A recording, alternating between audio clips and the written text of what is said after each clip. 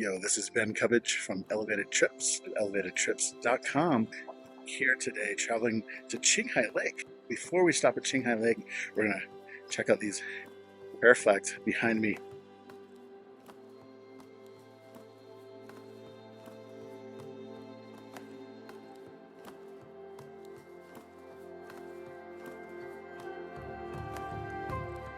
Okay, it is super windy and foggy up here.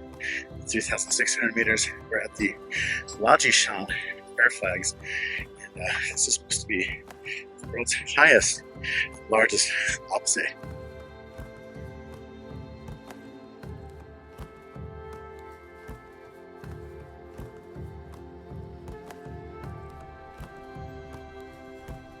Oh baby, it is so cold out here. The wind is just whipping at probably 20-30 miles an hour. It's just freezing. It's foggy, probably about 10 degrees Celsius, but whew, the wind is just going right through my jacket. Behind me here is prayer flags. You see these often featured in our videos as we travel around the Tibetan Plateau. And these release prayers into the environment has basically releasing prayers of compassion for people as the wind flaps in the flags.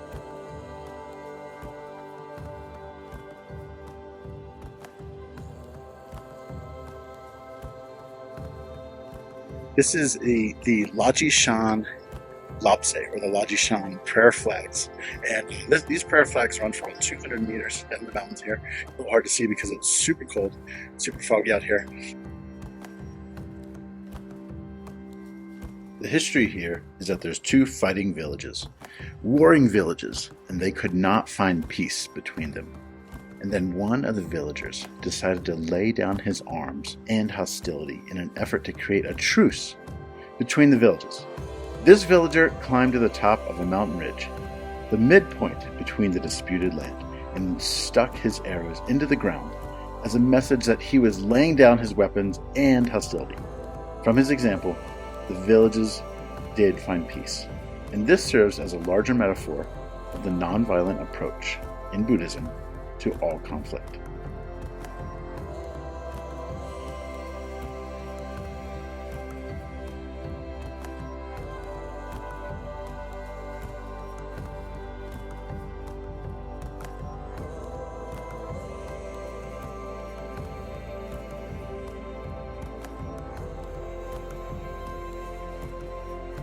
Okay, we're driving to Qinghai Lake today. We're at about 3,500 meters, and the fog just cleared out from the mountains, and the sun is breaking through. We got thousands of sheep back here behind us grazing these grasslands. This is quintessential Western China Tibetan Plateau. High grasslands, open areas above tree line, and just beautiful. And we are hoping the sun comes out for Qinghai Lake today. The Tibetan grasslands, stretching across the vast plateau of Tibet, are among the most expansive and pristine grassland ecosystems in the world. These high-altitude plains, often referred to as the roof of the world, are characterized by rolling hills, open meadows, and a rich diversity of plant and animal life. The grasslands here support a unique ecosystem that includes hardy grasses, medicinal plants, and wildlife such as yaks, antelope, and wild donkeys. We're inside a little Tibetan tent here. You can see it's pretty simple. They actually do have a carpet, which is unusual because most of these tents actually have just a grass floor. You can see the yak dung stove behind me. So this is kind of what is considered the heart of the Tibetan home. It's the Tibetan stove. And because there's no trees up here, because we're so high above tree line, most of Tibet has no trees, they actually burn yak poop or yak dung. So all these yaks will be pooping in these grasslands, and they'll collect it, then they'll dry it out in the sun, and they'll actually use this as their source of fuel. This is their only way to boil water and their only source of heat in this tent. So this is a very, very important area for them, and is actually considered even a spiritually important area, that there's even spirits, and they respect this hearth and make sure they don't point their feet at it.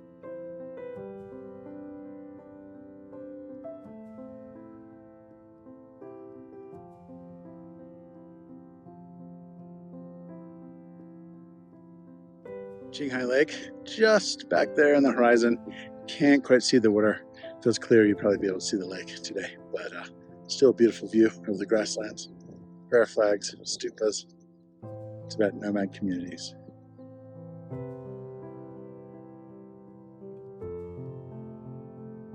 We are just about 20 minutes away from the lake shore, Qinghai Lake, and we've stopped right here at Tongbo Monastery. This monastery commemorates the journey of Princess Wensheng, who was a Chinese princess who was married to Tibetan King Songtsen Gampo. And King Songtsen Gampo married this Tibetan princess, and she took this journey all the way from Xi'an down into Lhasa. And of course, this was in the 1600s, so there's no cars, so the journey takes her 3 years by horseback. And this is one of the places that she stopped along her journey. And this is a beautiful little monastery. On a clear day, you can actually see Qinghai Lake from the viewpoint here. Sadly, it's a little foggy right now, so we can't see it, but you can see the little golden stupa behind us. And this is just really beautiful grasslands, 3,200 meters, little stupas back there, Tibetan prayer flags, and Mani stones. This is just a really beautiful spot to stop along the way to Qinghai Lake.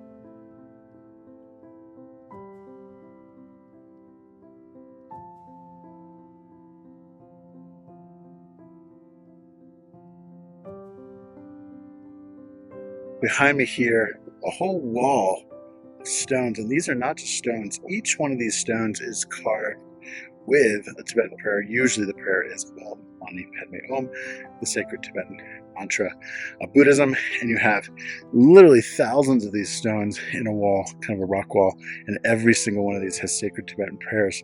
So the rock wall in itself would be amazing, but the fact that each one is carved with prayers just makes it all the more special and all the more interesting.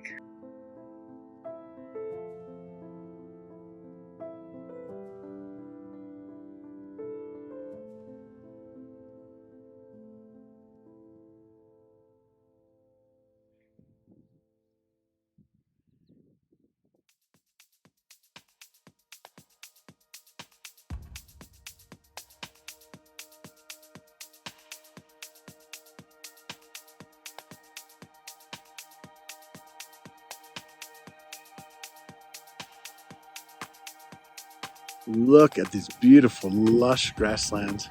Just flowers, miles and miles and miles, seas of flowers. It's so amazing. We're here in the Tibetan grasslands right by Qinghai Lake, and it is just awesome out here. We're visiting one of our nomad friends, and we're going to be learning a little bit about nomad life, seeing how nomads live right next to Qinghai Lake.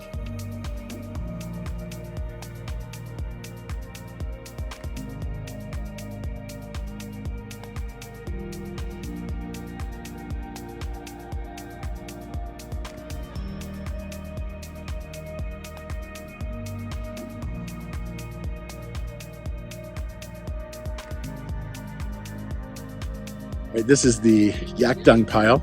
It's the entire source of fuel for the winter heat and for cooking. And our little friends are climbing the yak poop. And why not? When you live out here, what else is there to do in the grasslands? So this is their little rock climbing adventure, climbing the poop pile. So I made some videos here at this very same house just a few months ago. You can check those out on YouTube. Flying my drone here over Qinghai Lake, and it is totally 180 degrees different. It was just so brown and dead and cold and snowy, and now it's just the opposite, where the whole place is just sprung to life, and there's just crickets and grasshoppers hopping everywhere, and birds singing, and flowers just popping up out of the nomad grasslands. And this is what summer in the grasslands in Qinghai is really about, where the yaks are grazing, running free, and just enjoying a really happy and free life.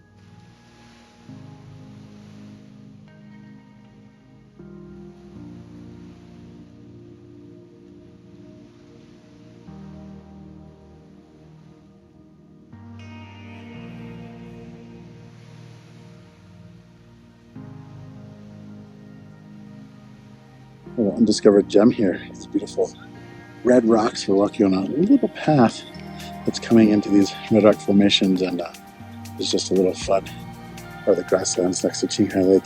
It's often quite rare to see such rocks and formations. Usually it's just kind of flat grasslands around Qinghai Lake, so this is pretty cool to see some actual geology happening out here.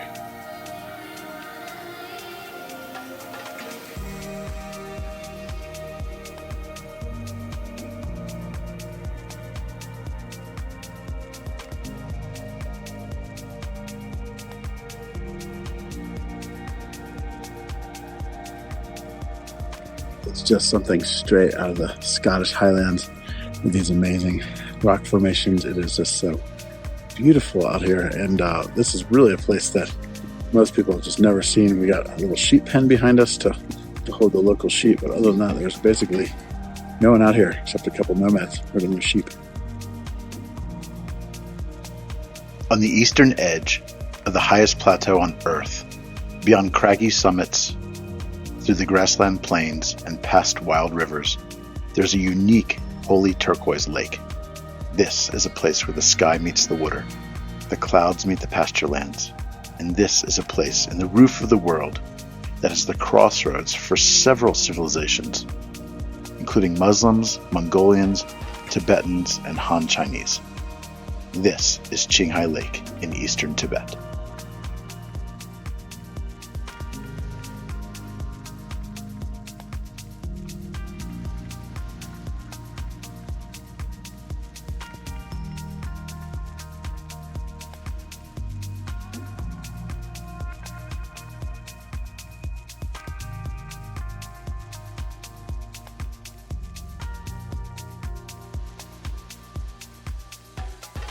Rapeseed production in Qinghai province in China, especially around Qinghai Lake, plays a significant role in the region's agricultural economy, particularly in the high-altitude areas where this crop thrives due to favorable climatic conditions.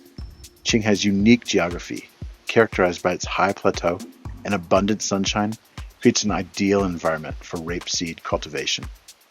The rapeseed grown in Qinghai is known for its high oil content, making it a valuable crop both for domestic consumption and for export. Awesome. This is Ben Cubbage from Elevated Trips at elevatedtrips.com. Subscribe to our channel for more in adventure and travel, seeing the unknown and unseen places of China and the Tibetan Plateau.